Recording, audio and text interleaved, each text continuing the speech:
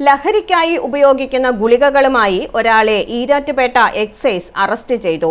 പെരുന്നിലം ഏറത്തിൽ അശ്വിൻ സന്തോഷാണ് പിടിയിലായത്. കഞ്ചാവ് വിൽപ്പന നടത്തിയ സംഭവത്തിൽ ഇയാൾക്കെതിരെ കേസുകൾ നിലവിലുണ്ട്. സബ്സ്റ്റേഷൻ ഭാഗത്ത് മഹാത്മാനഗറിൽ ഗുളികകൾ വിൽക്കുന്നുണ്ടെന്ന് രഹസ്യവിവരം കിട്ടിയതിന്റെ അടിസ്ഥാനത്തിൽ നടത്തിയ പരിശോധനയിലാണ് ഇയാളെ പിടിയിലായത്. ഇയാളുടെ കയ്യിൽ നിന്നും 6 ഗുളികകൾ പിടിച്ചെടുത്തു. മാനസിക രോഗികൾ ഉപയോഗിക്കുന്ന ഡോക്ടറുടെ കുറിപ്പോടെ മാത്രം ലഭിക്കുന്ന ഗുളികകളാണ് ഇയാളുടെ കൈവശം ഉണ്ടായിരുന്നത്. കഞ്ചാവ് വിൽപ്പന നടത്തിയ സംഭവത്തിൽ ഇയാൾക്കെതിരെ കേസുകളും നിലവിലുണ്ട്.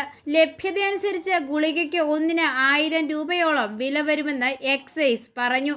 Excise inspector Bineesh Sukumaran, assistant inspector Subhash, Sivankutty, civil excise ഓഫീസർമാരായ നന്ദു, പ്രതീഷ്, ജിൽഫു, ഡ്രൈവർ സജി എന്നിവർ ചേർന്നാണ് ഇയാളെ കസ്റ്റഡിയിലെടുത്തത്. Euphoria news, Pala.